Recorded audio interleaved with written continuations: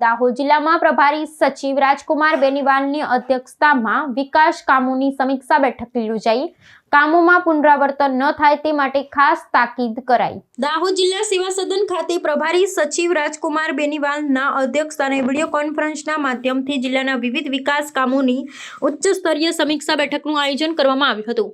આ બેઠકમાં જિલ્લા કલેક્ટર યોગેશ નિરગુડે અને જિલ્લા વિકાસ અધિકારી સ્મિત લોઢા સહિતના વરિષ્ઠ અધિકારીઓ ઉપસ્થિત રહ્યા હતા।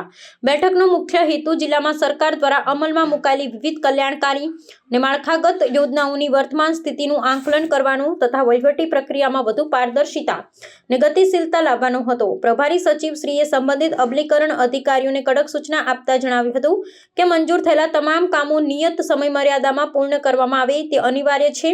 તેમણે ખાસ ભારપૂર્વક તાકીદ કરી હતી કે વિકાસના કામોમાં ક્યાંય પણ પુનરાવર્તન ન થાય અને કામગીરીમાં બેવડાય નહીં તેની પૂરતી તકેદારી રાખવી જોઈએ। અધિકારીઓને માત્ર કચેરીમાં બેસી રહેવાને બદલે સ્થળ પર જઈ રૂબરૂ ભૌતિક ચકાસણી કરવા અને કામની ગુણવત્તા સુનિશ્ચિત કરવા આદેશ આપવામાં આવ્યો હતો। આ તકે જિલ્લા કલેક્ટર એટીવીટી અને વિવેકાધીન જોગવાઈઓ હેઠળ થયેલા પ્રગતિ હેઠળના અને બાકી રહેલા કામોની વિગતવાર રજૂઆત કરી હતી। બેઠકના અંતિમ ચરણમાં જિલ્લા વિકાસ અધિકારી સ્મિત લોઢાએ આંગણવાડી સંબંધિત વિવિધ યોજનાઓ અંતર્ગત થયેલી ને આયોજિત કામગીરીનો ચિતાર આપ્યો હતો।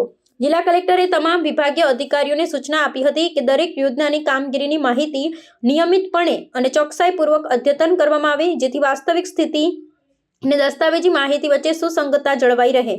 આ મહત્વપૂર્ણ બેઠકમાં નિવાસી અધિક કલેક્ટર જે.એમ. રાવલ સહિત જિલ્લા અને તાલુકા કક્ષાના તમામ મુખ્ય અમલીકરણ અધિકારીઓ જોડાયા હતા।